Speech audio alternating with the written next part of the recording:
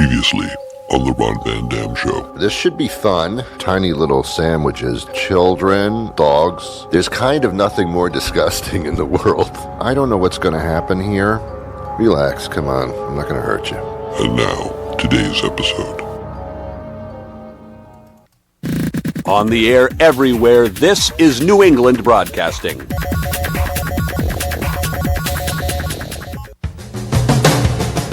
Good morning, good afternoon, good evening, good night. It's the Ron Van Dam Show. Oh boy, this is good. Hold on tight, things can get a bit weird, if you like that sort of thing.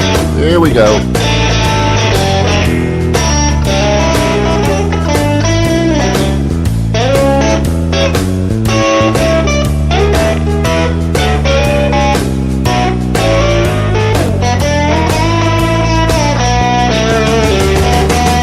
Hey, welcome to the program. It's the Ron Van Dam Show. Guess which one I am.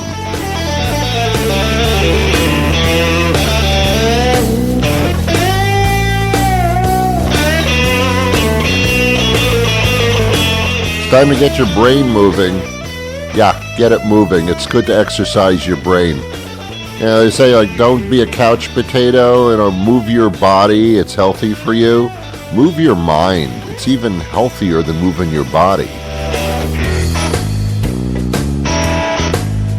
And while you're at it, move your bowels, my God. Oh, God. Just move everything. Just move. Why don't you just move? Sell your house. Get out of your apartment. Move.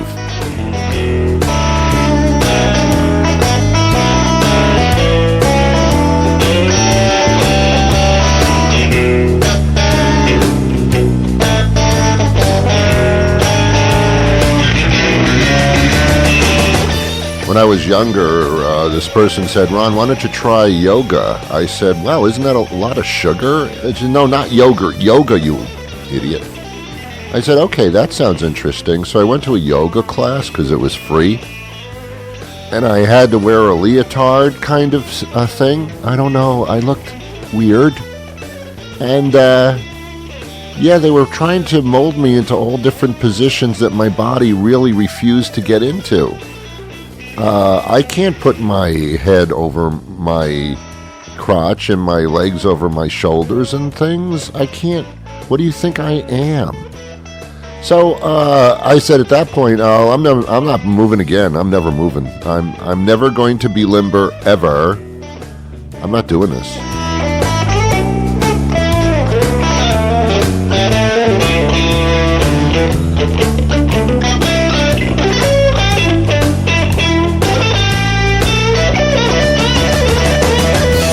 Realize that an exercise bike has no wheels? I guess there's no point, but at the same time, it's no longer a bike.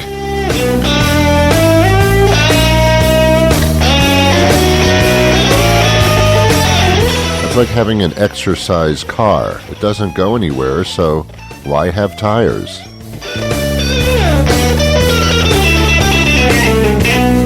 I guess if you go by somebody's house and they've got their car up on blocks in the driveway, that's an exercise car. Boom, boom, boom, boom, boom. Welcome to the program. How are you? Good to see you. Got a special show today. Coming up later in the program, Dan Abrams joins me. We used to go back and forth on Court TV when I was doing radio way back then with the O.J. Simpson trial. And Dan would be a frequent analyst. He's written a book about Theodore Roosevelt and his trials and tribulations. And we'll also talk about his very popular show, Live PD. It's coming up a little bit later on in the program. Ooh, Ron, I can't wait. All right. Stop being so sarcastic. Do you ever get the feeling that no matter what you do, you're the victim of everything? The victim of love, victim of traffic, a victim of bad luck. I've been going through a short period in my life of victimization, where everything that happens, it's like, we're doing this to hurt you. Of course, it's absolutely absurd and ridiculous, but it's fun. There's a place that I go to that has Keno, and I think this is in most states in this country, where you take your money and you pretty much go to the bathroom and flush it down the toilet. That's what Keno is. It's a game where there's something like 80 numbers, I think, and you pick a certain number and you give them money, and then if you win, they give you some money back, but you never win. You always lose, and that's the problem. So I don't play that anymore. I don't gamble. Gambling is just stupid. Every time I gamble, I'm saying to myself, Ron, this is just stupid. Oh, you may win here and there, but when you tally your banana, you're going to lose a fortune. So I don't do that. Last weekend, I was driving into Boston, which is odd because I live in California. Only kidding, I don't live in California. I wouldn't do that. Driving into Boston, there's a lot of traffic going into Boston. And I'm in the fast lane. Life in the fast lane. And there's traffic. The whole highway is filled with traffic, and I'm in the fast lane, and I'm saying to myself, even though there's a lot of traffic, the fast lane should be the one that moves if any lane is going to move. So I'm sitting there in the fast lane, all the way to the left, and I'm looking over to my right, and I'm noticing the lane next to me is moving actually pretty well, and I'm hardly moving at all in the fast lane. So I put my blinker on, and I get into the next lane over to the right, which seems to be moving quite well. I'm waiting for about a minute before I can get into that lane. And the lane I'm in, the fast lane on the left, still isn't moving really at all.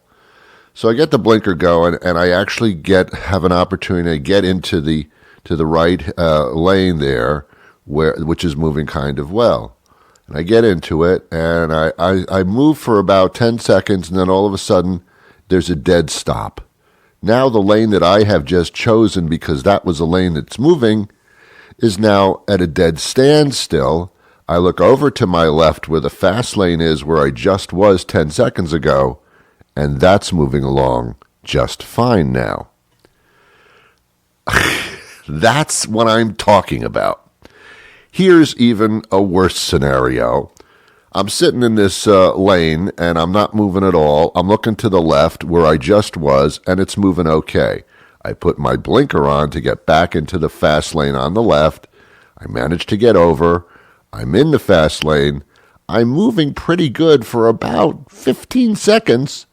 Then it slows down, and I'm at a dead stop again. I look over to my right where I just was, and that's moving along just fine. Can there be somebody who is instructing all the cars to make my day as shitty as possible? Because that's what it feels like. Now, I know I'm an intelligent man. I'm stating to you, whether you believe it or not, I'm intelligent. I know that there's no omniscient being trying to screw me. It's just the luck of the draw. It's the Keno game of traffic. And I'm losing. And I realize at that point, Ron, it doesn't matter what lane of traffic you're in. That's the lane that won't move. There's no question about it. If I was in somebody else's car and they were driving and I was a passenger, the same thing would happen. Why? Because I'm in the car with them. So you get very, oh, I'm the victim. I'm the victim here. It's always me. It's not going to work out. And you only feel that way when you notice it. When things are going just fine, you don't say to yourself, well, things are going pretty good. You don't, because that's supposed to be normal. But when things are going bad and they're not going your way, that's when you realize it. I'm intelligent. I realize that too. Same thing happens to me in a supermarket, because I spend half my life in the supermarket. I love the supermarket. I love food. And supermarket to me is Disney World. It actually is. It's just like Disney World. You take a shopping cart. That's part of the ride.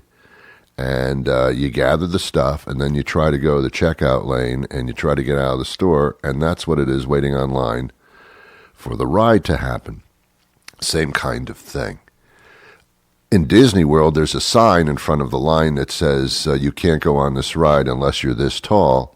In a supermarket, there's a sign that says 12 items or less. It's the same kind of thing. Here's what happens to me in a supermarket. I will fill up my cart with all the foods that I love, including ice cream, which can melt if you don't get out of the store and get home fast enough to put it in the freezer. This I know. There's a limited amount of time involved here. So I go to the checkout lane to get the hell out of the store and pay for all this stuff. Happily pay for it. It's okay. I don't mind. I find the line that's the shortest. Very similar to my traffic story. I find the line that's the shortest, like one person ahead of me. That's not so bad. I get into that lane with one person in front of me. I'm in that lane. They go to pay the cashier, and they put their card in, and the card reader machine doesn't work. And the person behind. So what happened to technology? What happened to technology? We have chips and all kinds of technological things going on and communications and stuff. Why is it that in all supermarkets, when the cashier needs some help from management, instead of getting on an intercom system or pressing a button for help, there's a switch on a pole. They flip the switch and the light on the pole flashes, and that's the communication of we need help at the register. That is the most archaic. They were using that back in the 1930s. There is nothing technological about helping a cashier in a supermarket. It's just there must be something wrong with the credit card machine here. Hold on, I'll get out the fire and the sticks, and we'll do smoke signals, and we'll see if we can get some help here. Now I'm going to have to flip a switch. The light's going to flash, and then we wait for like 3 hours until the manager sees that the light is flashing. And I'm in supermarkets enough to know that the managers of supermarkets do not just stand there waiting for a light to flash. So now we're all waiting there, twiddling our thumbs, waiting for someone to come over and fix the credit card machine. And I say to myself once again, of all the lanes in this supermarket, I choose the lane that's broken down. It was fine when I got into the lane. As soon as I started unpacking my stuff onto the conveyor belt of life, someone in front of me has a problem. Not someone like 5 places in front of me where I could just go to another line. No. This is the person in front of me, and now I can't leave. I'm stuck in the traffic lane of a supermarket. And then I say to myself once again, here we go, Ron. You again are the victim of love. It's true. You know it. Does that happen to you? No, it's just me? Oh. Okay. Shut up! All right, I'm done. Gosh, my God. Ron Van Dam is different than most podcast hosts. He really understands his audience. They like to be smacked and whipped. Well, I think we're going to get along just fine. You're listening to The Ron Van Dam Show. Let me acknowledge some people that work on this program. I do this every once in a while when I have some free time, which is kind of like every show. John Shanahan does the opening announcements. You just heard him there a second ago. He's a brilliant comedian and writer. I've always thought so. I don't say it to his face because I don't want to let it go to his head, but he's really brilliant. So thank you, John, for doing what you do on this program. The music on this show is originally created, which makes it's an oxymoron. Jason Shaw does the music for this program, and thank you, Jason. It's wonderful. It's just wonderful. The British girl that you hear in the beginning of the program is Nicole Reed. I work with her every once in a while. She books some of the national guests on this program, and she's a wonderful, wonderful person, I suppose. Nicole Reed, thank you very much. And there are some other people whom I really don't like that much, so I'm not going to mention their names. But they are yet instrumental in the downfall of society. So, and that's just some of the people. And then there's me. I just show up and I talk, and I don't really do that much personally. It's not like I'm a plumber, and I'm getting my hands all wet, or electrician, rewiring things and having to do things in code. These people actually have to work. I had squirrels in my attic. No, it's not a euphemism. I actually did. I had flying squirrels. Did not know that squirrels could fly. Had no reason to think that a squirrel could. Never saw it flying, but apparently they glide. I did not know that. I did not know that squirrels fly.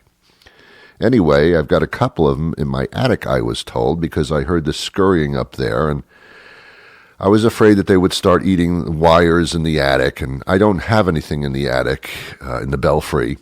Oh, the guy who checked it out also said that I had bats up there. And I thought, all right, I got bats and I've got flying squirrels. What the hell's going on in my house? He says, no, they get in there. They find a crevice. They get in there. And so he gave me a quote to get the animals out of my attic. It wasn't a quote from Shakespeare. It was a financial quote, which because I had the problem, had to go with. This guy was like an animal expert. You have to have a license to deal with these particular wildlife animals. It's not like mice and ants and stuff. You have to have a wildlife certification to deal with bats and flying squirrels. Okay, all right.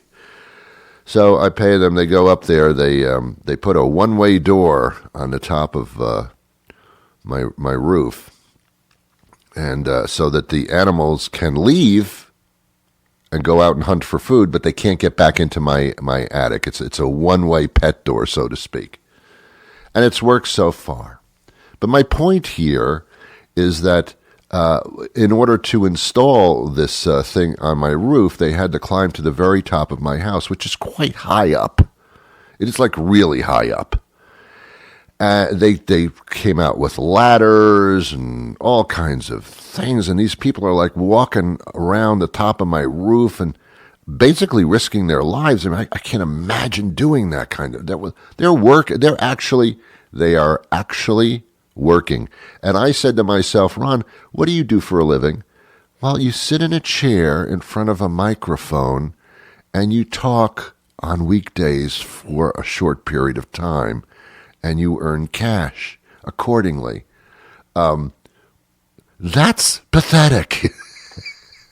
It works for me, but it's pathetic compared to this guy who deals with wildlife, climbs ladders, walks around roofs, installing trap doors and things, like, wow.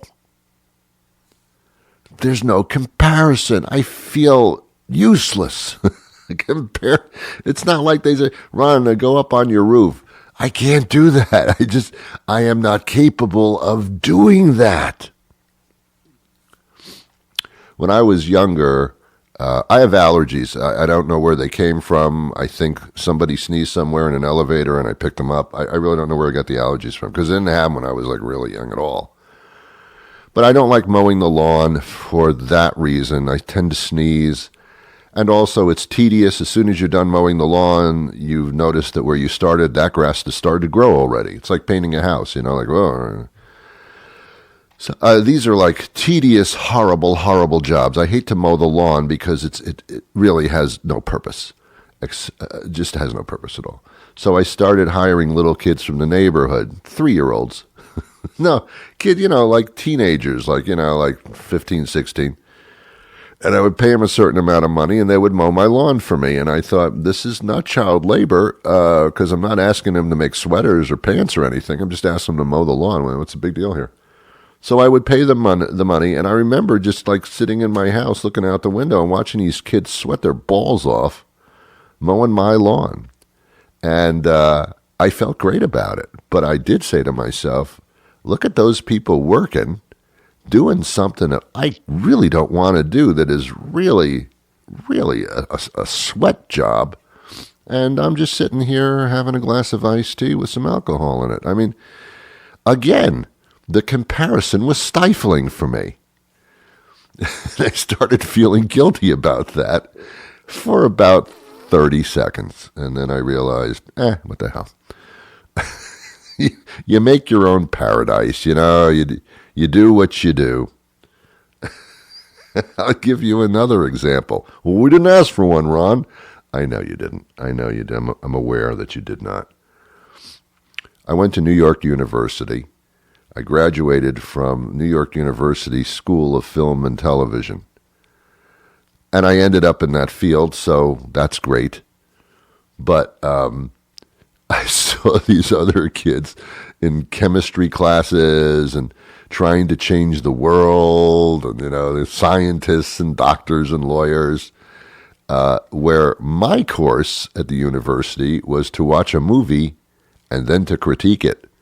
Oh, Ron, can you handle that kind of stress and hard work? I know it's very difficult, very, very difficult for me.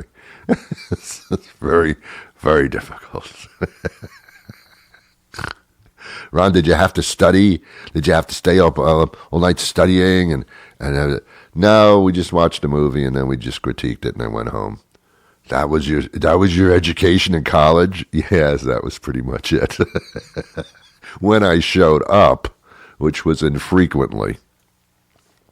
Problem is, New York University is in New York, and there's other stuff to do in New York. It's not like going to a university in the mountains somewhere like New Hampshire or Vermont or something where there's nothing else to do but go to school or do drugs. I mean, you know, let's face it. New York, there's a lot of distractions involved. There's a lot of stuff to do. So that was a problem. All right, that's enough. We're going to take a quick break. When we come back, Dan Abrams is going to join us, and we're going to find out about his new kind of fascinating book, which I knew nothing of the subject matter, and it's quite obvious that I didn't. Gentlemen, you know that when you decide to get engaged, you'll be making one of the most important investments of your life. Think about it. From the moment you get down on bended knee and present the ring, how much you actually love someone will be judged solely on the size of the stone you buy. And not just by the one you love, but by literally everyone she knows. And strangers. At Schlickashek the Jewelers, we know that when you're about to cough up what amounts to a few months' rent to obtain the exclusive naming rights to a vagina, you want to be able to be sure that you've made the best choice. So if you've decided it's time to staple gun your man tackle to a single hitching post and to never be able to experience the simple joy of a meaningless hookup without handing over half your stuff, come to Schlickashek the Jewelers and see our amazing line of certified high-quality shallow female ego strokers. Take it from me, Herbert Schlickashek. I'm not just your local jeweler, I've been married 6.5 times. Vegas marriages, boys. Very easy to annul when the shrew goes south on you. And she will. Hi, Ron. How you doing? I'm great. Great. Do we have both of you? Do we have? No, just Dan Abrams. Okay, well, that's enough. Dan Abrams joins us. He's the author of. Actually, what he does is he's been taking us through history here with some of his latest books. He did it with Lincoln's Last Trial, and now he's doing it with Theodore Roosevelt for the defense. This is a part of history that I was not aware of. And it was not a part that David Fisher, my co-author, and I were that aware of either, and really? Which kind of makes it so exciting and interesting. You have this this trial from 1915 where the former president of the United States, Teddy Roosevelt, is sued and ends up moving to Syracuse, New York for 6 weeks for the trial and testifies for 8 days. And, you know, the fact that it's become kind of a footnote to history is telling, because historians don't sort of view the trial itself as that monumental, right? I mean, the one person who's written about it in any real way was Edmund Morris, who sort of poo-pooed the trial. And yet to Roosevelt, this trial was incredibly important. Right. And it sort of meant a lot to him in terms of his legacy. You know, in our modern politics here, we might be going through something similar where a legacy might be important to somebody else whose name I won't mention. Well, you know, I got to tell you, I think of all the things, I don't know that Donald Trump's legacy is that important to him. I mean, I think that to him it's more important to convince people that, you know, what he's doing today is benefiting them, et cetera, and that he's great. But I'm not sure that, you know, Roosevelt cared enormously about how people would remember him. Yeah. I'm not, and there, by the way, there are many comparisons between Donald Trump and Theodore Roosevelt. I just don't know that focus on the legacy is necessarily one of them. Yeah. Okay, all right. So what intrigued you to get into this book? Well, obviously, your background has been legal for forever. We used to talk back in the O.J. Simpson days, and you were, and many of the more impactful civil trials and murder trials of our time you've reported on. So this is kind of like this is your thing. Yeah, it's my thing. You know, I do the trials, and by the way, that's kind of what makes it so exciting, is that to be able to review a transcript from 1915 of 3,000 plus pages of the former president of the United States testifying. It's just sort of wonderful to be able to look back at that and compare it to today. Yeah, it's amazing. And this book, it really gets into it. It's on the New York Times bestseller list, as most of your works are. And is some of that testimony actually in there? Oh, yeah. Much of the book is the transcript itself. So what we did is we took the 3,000-page transcript, we picked out the most interesting moments of it, and then we told the story surrounding it. And that's what made it so fun. Yeah. What is it with these Republican presidents here? Lincoln, Roosevelt, Trump is probably going to be embroiled in something as well. I assume that this also happened to Democrats through history, but not to this extent. Right, but let's keep in mind that in our first book, in Lincoln's last trial, Lincoln was the lawyer. He wasn't the defendant. Right. That's true.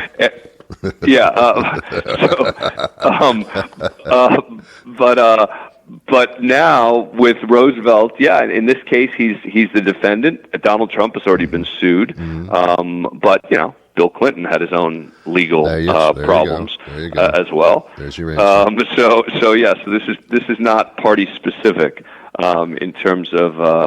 And look, and by the way, you want to go back further in history, you know, Grant was involved in an interesting trial that we looked at. There have definitely been other presidents who've been involved in interesting legal proceedings. But that's kind of the focus of our series, is trying to find transcripts of trials. So we've got the actual words from the trial, and trials that have been kind of forgotten to history. So ones that people aren't focusing on as much. Is it unprecedented for a president to spend so much time defending himself and so much direct testimony? I mean, is that what makes this really so incredible?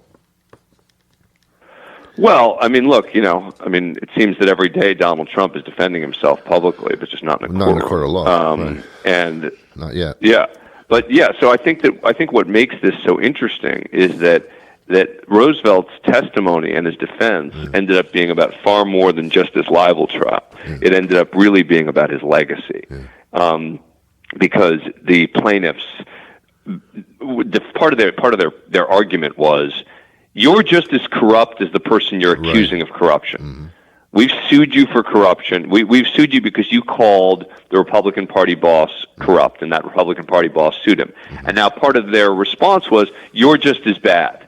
And you want to define that as corruption? Well, how about the fact that you did X, Y, and Z? And Roosevelt became enraged at this idea that somehow he was being lumped in with them. Yeah, but this was a civil case.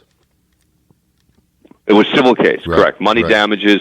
He was sued for $50,000, which was, over $1 million in Right. today's money. So it's almost like civil impeachment, in a sense. Well, except that he was no longer president. Well, so I know, but 1915, he's now. But that's Yeah. where the legacy comes in. I mean, that's where you don't Correct. want that. You don't want that Correct. on the books. It's fascinating. It's Theodore Roosevelt for the Defense by Dan Abrams and David Fisher. It's the courtroom battle to save his legacy. Let me just also say kudos to you for what you're presently doing. This Live PD is a runaway hit. Unbelievable. Yeah, it's been really exciting. It's a show on A&E 9 to midnight on Friday and Saturday nights, and we follow police departments around the country. And There's nothing like it. It's the number one rated series on cable. There is nothing like it. You deal in reality shows that are actual reality shows, which is some people don't understand what reality shows real. really are. Yeah, that's which is different. Yeah. And I clue the audience to go to the Friday, June 7th edition and watch this thing about fetish urine that somebody had in their vehicle is a riot. And real, but that was incredible. That was incredible. Yes, it was. Yes, it was. Apparently, you saw Friday's show. Yeah. Oh, all right. yeah. I saw Friday's show. It's. I mean, once somebody watches, you get hooked. It's a weird thing. True. Theodore Roosevelt for the Defense. Is there a website we can follow? You can get the book anywhere. Right. My personal website is dan-abrams.com, but of course I own mediaite.com and lawandcrime.com, among others, and so those are certainly places you can go as well. And I know you got some interesting things in the works too, so we're looking forward to that. Dan, good to speak. Thank you. Good to speak to you again. You take care. Good to speak to you as well. Okay. Bye-bye. Talk to you soon. Take care. There you have it. There'll be a short quiz at the end of this program. Well, actually, there won't be. I kind of wish there was. I want to be customer service oriented. Yeah, when I call these companies, call a credit card company or whatever, an oil company or whatever the thing, at the end of the conversation, they say, "Would you please hold on for a short survey to see how we did? We're very interested in your reaction to your experience with us today." And then they do the thing where, 1 is horrible, 5 is wonderful. How was our service today? Did you have to be on hold for a long time before we helped you? Were we able to resolve your problems? Can we borrow $100? Did the person talk about their knee surgery? Was there anything you would do differently if you could start your life all over again? Do you have any reason to be hostile in a situation where you're not getting your way? Do you choose your favorite color and they don't have it in stock? Do you not know what's going to happen next and you really wanted to know and you're unsatisfied with our service and you think we should rot in hell? Do we really not have a place in society? Should there be some kind of law prohibiting us to do business with you? Do you feel that life has passed you by, but you don't have a choice? Do you think that everybody's out to get you, and then you find out they actually are? And do you ever feel like you shouldn't be in the picture when it comes to family outings? That kind of thing. But I don't have that survey set up just yet because it's really expensive to do it, and I don't really care how you feel. So we're not going to be doing that. But for today, time is up. I'll be back again on Monday with a brand new show. I hope you join me then, right here. Any time of the day is fine. I've got nothing to do. Until then, I wish you peace.